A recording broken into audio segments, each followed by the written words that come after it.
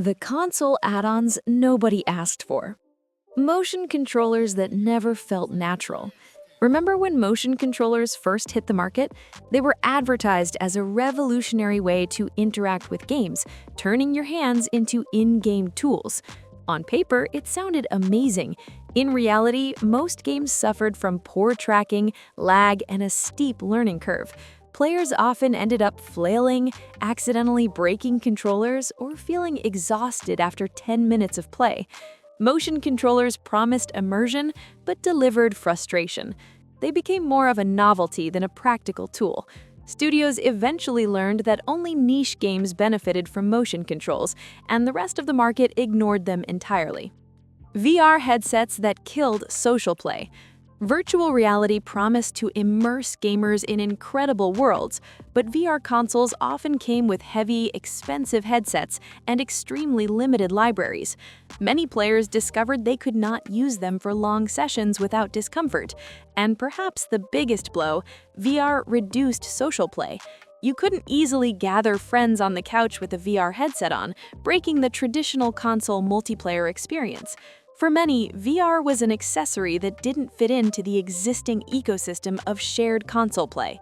It solved a problem that gamers didn't think existed, while creating new issues like motion sickness, expensive setups, and cluttered living rooms. Proprietary headsets that locked you in. Console manufacturers love proprietary headsets because they control compatibility, branding, and software features. But these headsets often exclude third-party alternatives, forcing players to spend extra money for something that may not be significantly better than standard headphones. Limited customization, battery issues, and awkward designs made these headsets frustrating for serious gamers. Many complained that they offered no tangible advantage over inexpensive third-party alternatives. In effect, these were add-ons sold as solutions to problems gamers didn't have. Camera accessories that gather dust. In the age of streaming and interactive gameplay, console cameras were pitched as revolutionary tools. They were supposed to enhance motion capture, enable streaming, and provide smart gameplay features. But in practice, most games either ignored the camera entirely or failed to implement compelling features. Streaming integration often required complicated setups, and privacy concerns made some users hesitant. As a result, console cameras often ended up as shelf decorations, something that promised interactivity but delivered very little. External storage expansions that confused players. Modern games demand massive storage. Many consoles introduced proprietary storage expansion solutions, SSD add-ons, memory cards, and special drives. While these technically solved storage limits, they often caused confusion with compatibility, data transfer speeds, and pricing. Some expansions were priced close to the cost of a full console. Gamers struggled to understand what was necessary versus optional. Many ended up overpaying for something that could have been simpler with standard external drives or cloud storage solutions. In essence, these add-ons solved a problem that could have been handled more elegantly. Light guns and specialty controllers that saw limited use. Console history is full of gimmicky controllers designed for specific genres. Light guns, plastic guitars, motion steering wheels, and fishing rods promised to revolutionize gameplay by giving players more immersive tools. On paper, these controllers looked exciting. They offered a sense of realism, physical interaction, and unique experiences that standard controllers could not replicate. In practice, however, their lifespan was short. Most of these devices were supported by only a handful of games, meaning the investment rarely paid off. For example, the plastic guitar controllers of the Guitar Hero series were initially huge hits, but after a few years, the market became oversaturated, and the controllers sat unused in living rooms. Light guns for shooters like Time Crisis or House of the Dead required specific setups and calibration, which frustrated casual gamers. Steering wheels offered for racing games sometimes felt clunky or underpowered, and their true potential was unlocked only by expensive niche titles. These add-ons often forced players to make costly purchases for something they might use once or twice.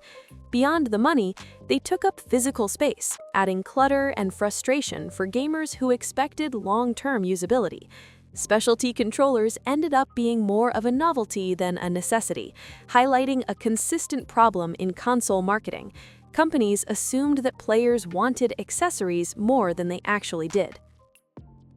Subscription-based accessories that felt like upselling. Subscription-based add-ons are another example of hardware innovation gone wrong. These are peripherals that either required ongoing fees to function fully or relied on associated digital services to deliver value. Examples include online-only expansion packs for special controllers, subscription headsets with cloud processing features, and companion apps that unlock premium functionality. Gamers often felt trapped. In order to experience the full capabilities of these accessories, they had to pay a recurring fee. While this model makes sense for software or online services, applying it to hardware was controversial. Players questioned the logic of spending hundreds of dollars on a controller or headset only to discover that it was only partially functional without paying extra.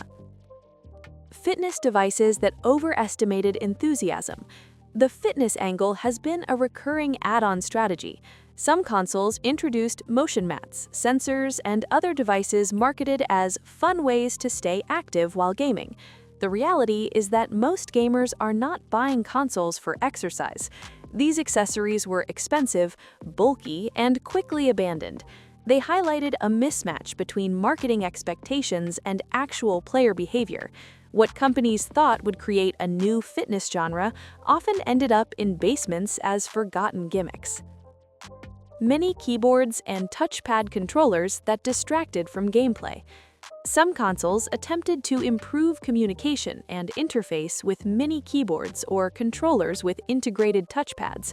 While these additions seemed useful for online chat, streaming, and navigation, they often distracted more than they helped. The learning curve was steep, ergonomics were poor, and many players reverted to standard controllers anyway. These add-ons rarely enhanced gameplay and instead introduced complexity that nobody asked for. The lesson is that not every problem in console gaming needs a hardware solution. Sometimes software updates or controller redesigns are sufficient. Motion sensing peripheral sets that overpromised. Perhaps the most infamous category, motion peripheral sets. Entire ecosystems of plastic gadgets, sensors, guns, dance pads, steering wheels were packaged as the ultimate immersive experience. However, they delivered nothing beyond gimmicks. Motion detection was inconsistent, calibration was tedious, and gameplay often felt clunky. Titles supporting these peripherals were limited in number, leaving gamers with expensive accessories that had extremely short lifespans.